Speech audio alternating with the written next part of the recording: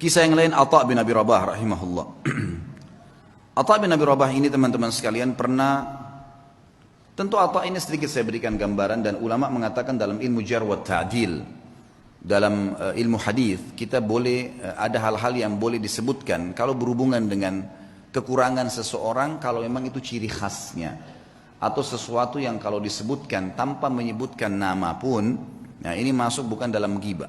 Yang jelas ulama menyebutkan ciri fisik di sini, seperti mereka menyebutkan Nabi SAW jarbu, tidak tinggi tidak pendek, itu bukan aib. Atha bin Abi Rabah ini seorang budak hitam, kulit hitam, disebutkan dalam buku-buku tentang penjelasan biodata beliau, orangnya kurus, kaki kanannya pincang, mata kanannya rusak. Fisiknya sangat kurang, rahimahullah. Tapi waktu Atha bin Abi Rabah menjadi ulama, khalifah waktu itu Sulaiman bin Abdul Malik, adiknya tadi Abdul Malik bin Marwan itu, anaknya Abdul Malik bin Marwan, waktu sudah meninggal ayahnya dia jadi khalifah. Sulaiman bin Abdul Malik ini orangnya baik, khalifah dan suka dengan alim ulama. Dia mengeluarkan peraturan kalau tidak boleh mengeluarkan fatwa di musim haji kecuali Atha bin Abi Rabah. Orang alim ulama. Karena ini dalam haji tidak boleh sembarangan nih. Sampai Atha bin Abi Rabah dapat julukan ya alimnya ulama, gurunya para ulama. Ulama-ulama pun kalau datang di Mekah banyak meminta nasihat dari beliau. Atha bin Abi Rabah ini rahimahullah, di musim haji datanglah Sulaiman ibn Abdul Malik khalifah dengan anaknya, dengan ketampanannya, dengan dayang-dayangnya, dengan kebesarannya, buka kemah besar, kemudian masuklah wukuf di Arafah. Sementara wukuf, Sulaiman mengatakan, di mana sahibuk, aina sahibukum, mana nih teman kalian nih? Biasanya kalau bahasa sahibukum ini santun dari khalifah untuk mufti, ya, untuk muftinya. Atha bin Abi Rabah ini ada di mana? Kata mereka Amirul Mukminin lagi di kemahnya, lagi menunggu orang-orang yang lagi antri, lagi antri bertanya gitu. Dia bilang saya punya hajat, saya ingin datang ke sana. Baiklah, Sulaiman datang. Sulaiman ini dia menunjuk si, ya, Atha bin Abi Rabah jadi mufti, dia yang memberikan gaji, gitu kan? Pemimpinnya lah. Dan itu khalifah. Dan perlu diketahui Sulaiman bin Abdul Malik di zamannya ini khilafah Umayyah jadi luas sekali, luar biasa gitu kan. Kuasanya sangat luas karena ayahnya juga punya kekuatan militer yang besar. Ringkas cerita dia pun datang dan dia seorang saleh. Begitu dia masuk ke kemahnya Atha bin Abi Rabah, disambut oleh Atha bin Abi Rabah, pelukan, ngobrol, saling menyebutkan kata-kata yang santun satu sama lain sebagaimana adab seorang muslim. Setelah itu Atha bin Rabah bertanya, "Wahai Amir Mukminin, kenapa anda datang ke sini?" Kata dia, "Saya punya hajat, ada pertanyaan yang saya mau tanya." Kata Atha bin Abi Rabah, ini orang tadi saya bilang ya, kekurangan fisiknya ada, dia pegawainya yang datang ke dia ini, kalau mungkin maaf teman-teman di gubernuran sini, presiden langsung yang datang, bukan cuma gubernur, langsung datang, langsung ke ruangan dia karena ada hajat yang dia mau sampaikan misal, gitu kan. Datanglah teman-teman sekalian, lalu dia mengatakan, atau mengatakan, hajat anda pribadi, pertanyaan pribadi, atau hajat umat Islam? Kata Amir Mu'minin, hajat saya pribadi, pertanyaan saya pribadi. Atha mengatakan, kalau begitu Amir Mu'minin, mohon maaf, anda keluar antri bersama muslimin, karena ada yang sudah antri sebelum anda punya hajat pribadi. Kalau itu hajat umat Islam, saya akan dahulukan anda. Orang di sekitar Sulaiman ini marah, tapi Sulaiman diam. Rahimahullah, beliau sangat luar biasa. Mana ada presiden atau raja mau dipermalukan begini? Kan tinggal jawab selesai kan gitu.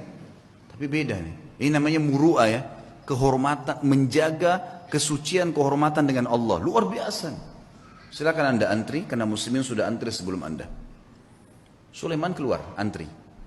Ini orang di belakangnya sudah pada marah nih, ajudan-ajudannya segala sudah luar. Ini kalau bukan karena Sulaiman, dalam riwayatnya dikatakan kalau bukan karena Sulaiman diam, maka kami sudah ngamuk nih gitu. Gitu kan? Ini kalau orang sekarang sudah remuk-remuk tulangnya gitu kan. Subhanallah antri. Dan Atha bin Abi Rabah dalam kisah ini dikatakan menjawab fatwa dengan tenang. Hukumnya begini sampai selesai, sampai giliran datang Sulaiman. Begitu datang bertanya dijawab juga dengan tenang. Sudah selesai, pulang, sudah pamit pergi. Begitu kembali ke istana, tentu ada masalah nih ya. Sulaiman bin Malik dengan keimanannya juga akhirnya dia mengatakan, kumpulin semuanya, kumpulin semua kerabat saya yang ada hadir di sini dan semua ajudan pemerintahan. dipanggil semua kumpul. Di kemah yang besar mereka kumpul, lalu dia mengatakan, apa yang kalian lihat bukanlah sesuatu yang mempermalukan. Amir Mu'minin, raja, bukan sesuatu yang mempermalukan. Dan demi Allah, Allah memuliakan Atha bin Abi Rabah dari saya karena ilmunya. Dan di dalam Islam memang seorang alim di atas seorang amir. Dan memang saya punya hajat pribadi, maka jangan pernah ada yang merasa marah dengan Atha bin Abi Rabah, karena saya sendiri tidak marah dengan dia. Dan wahai anak-anakku dan para ajudanku, belajarlah agama, karena ilmu agama akan mengalahkan singasana para khalifah. Tapi bagaimana teman-teman, khalifah bisa begitu, Atha bin Abi Rabah alim bisa begitu. Dan semua dengan lapang dada bisa menjaga. Kenapa? Karena mereka yakin ada raja yang sebenarnya, Allah Azza wa Jalla. Kita teman-teman cuma kebetulan saja beda formalitas, nih baju bedanya cuma sementara. Ini jabatannya oh si fulan, ini mobilnya bedanya begini. Itu cuma hiasan, kemasan. Sama dengan makanan, misal kalau di Makassar ada coto yang ditaruh di mangkuk yang mahal, ada yang ditaruh di piring yang biasa. Tapi sama saja coto, gitu kan gitu. Mudah-mudahan bahasa ini bisa difahamin, gitu kan. Karena kalau makanan langsung paham biasanya. Satu waktu, kisah yang lain, Atha bin Abi Rabah mendatangi, jadi Sulaiman meninggal dunia. Khalifah tadi meninggal dunia, sudah lewat waktunya dia meninggal dunia. Datang adiknya bernama Hisham. Hisham bin Abdul Malik, biasanya memang sudah tradisi, mungkin teman-teman di kantor pemerintahan sudah tahu, biasanya kalau ada datang pejabat baru, maka dia akan ambil informasi dari pejabat sebelumnya tentang orang-orang relasi yang bisa dihubungin, kan gitu. Itu sudah biasa, turun-temurun memang dari dulu gitu. Tapi mudah-mudahan relasinya ini orang-orang yang tepat. Yang jelas Hisham bin Abdul Malik sudah tahu, kakaknya ini Sulaiman terkenal dengan kesolehannya, dengan kealimannya, dia telah menunjuk ya Atha menjadi mufti. Maka dia tidak mau ganggu tuh, dibiarin Atha jadi mufti, lanjutin fatwanya. Satu waktu Atha bin Abi Rabah datang ke istananya. Atha bin Abi Rabah ini teman-teman sekalian naik keledai, keledainya tua. Dan untuk naik ke keledai itu kan biasanya ada pijakan untuk injak ya, itu dari kayu biasa. Bajunya biasa, imamahnya juga sudah tua, besar gitu. Dia lagi jalan dari Mekah menuju ke Damaskus, ibu kota Syria. Perjalanan lumayan 1 bulan. Subhanallah, begitu sudah kelihatan istananya Khalifah Hisham bin Abdul Malik, ada satu ulama lain namanya Atha juga Al-Khurasani dari Persia. Terkenal juga ulama tabi'in, Atha Al-Khurasani. Jadi kalau disebut nama Atha dua ini, Atha bin Abi Rabah di Mekah, ini bekas budak yang jadi alim ulama, ini Atha Al-Khurasani memang anak pejabat, tapi jadi alim ulama juga. Dia lagi di kereta kencananya, kalau kita sekarang mungkin mobil yang paling mewah gitu kan. Kalau kita kencana dulu, ada 2 orang yang di depan memenggung kudanya dihias dengan beragam macam hal. Luar biasa lah, kita tahu ini pejabat gitu. Begitu Atha Al-Khurasani lihat dari jauh, Atha bin Abi Rabah dikenal nih. Dia suruh berhentiin kereta kencananya, ada anaknya yang ikut di situ, anaknya Atha Al-Khurasani lagi ikut. Lalu Atha Al-Khurasani turun, mendekati keledai itu. Kata anaknya yang meriwayatkan kisah, saya belum pernah lihat ayah saya turun mendampingi orang, datangin orang. Biasanya dia yang didatangin. Ini enggak, dia turun dia datangin. Siapa orang ini? Sudah imamanya tua, bajunya tua, keledainya lagi pakai kayu, gitu kan. Kata anaknya nih, dia bilang, saya tidak pernah lihat ada orang semiskin itu. Dalam kisah itu gitu. Lalu ayah saya pun datang memeluk salaman seperti sahabat lamanya. Lalu mereka ngobrol, saya tidak tahu apa yang diobrolin. Lalu kemudian ayah saya kembali ke kereta kencana lalu mengatakan kepada saya, wahai anakku, saya akan masuk bersamanya ke Amir Mukminin. Kata anaknya, ayah, siapa orang ini? Saya belum pernah lihat orang semiskin ini gitu. Kata dia, hati-hati dengan lisanmu. Ini adalah Atha bin Abi Rabah. Kata anaknya, Atha bin Abi Rabah, alim ulama. Kata ayahnya, iya. Makanya hati-hati. Jangan ngomong sembarang. Walaupun bukan Atha bin Abi Rabah, kau tidak pantas mengucapkan kalimat itu. Anaknya mengatakan, saya pun beristighfar kepada Allah. Lalu saya melihat ayah saya jalan kaki bersama dengan Atha bin Abi Rabah. Masuk. Ringkas cerita, masuklah mereka ke istana lalu mereka keluar. Kata anaknya, ayah, kata anak Atha al-Khurasani, anaknya bilang, ayah, ceritain apa yang tadi terjadi di dalam. Kata Atha al-Khurasani, demi Allah, kalau bukan Atha bin Abi Rabah, saya tidak diizinkan masuk. Atha bin Abi Rabah jalan pincang, kakinya hitam, tubuhnya hitam, bajunya biasa, matanya satu rusak. Jalan. Dia bilang begitu kami masuk, ini Atha al-Khurasani dengan baju jubahnya yang mewah dan seterusnya. Jalan. Dia bilang begitu demi Allah kami masuk pintu gerbang istana. Hisham bin Abdul Malik berdiri dari singgasananya.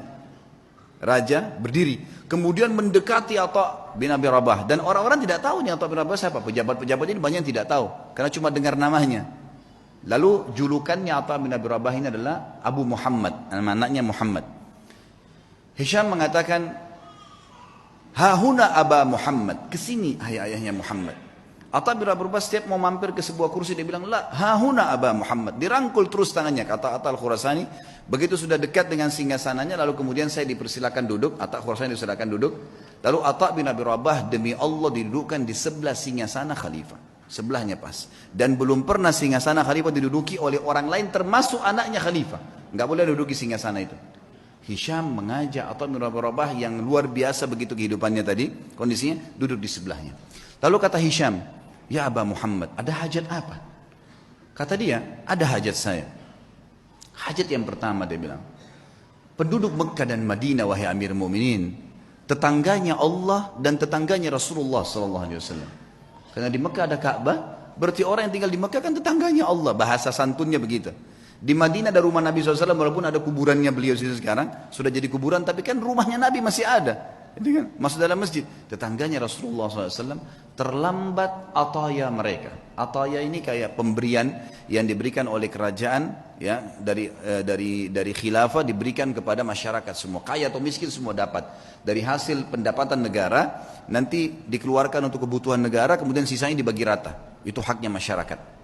Penduduk Mekah dan Madinah tetangga dengan Rasulullah SAW terlambat ataya mereka. Maka saya mengingatkan anda kepada Allah agar memberikan kepada mereka. Baik. Kata Hisham, ya gulam, sekretaris datang, catat dan berikan sekarang juga. Ada lagi ayahnya Muhammad, ada lagi. Para mujahidin yang membela perbatasan kaum muslimin, mereka ribat setiap hari. Terlambat gaji-gaji mereka. Ada istri dan anak mereka mengeluh dengan saya. Maka berikan hak mereka. Ya gulam, catat, segera jalankan pesannya Aba Muhammad. Ada lagi hayatnya Muhammad, terus aja Atha menyampaikan hajat muslimin. Gak ada hajat dia pribadi nih, hajat begini, hajat begitu. Ringkasnya adalah terakhir, sudah 5 hajat, 6 hajat disampaikan. Kata Amir Mu'minin, masih adakah hayatnya Muhammad? Kata Atha al-Khurasani, demi Allah Atha bin Abi Rabah berdiri dengan tegak di depan Amir Mu'minin, lalu mengatakan kalimat yang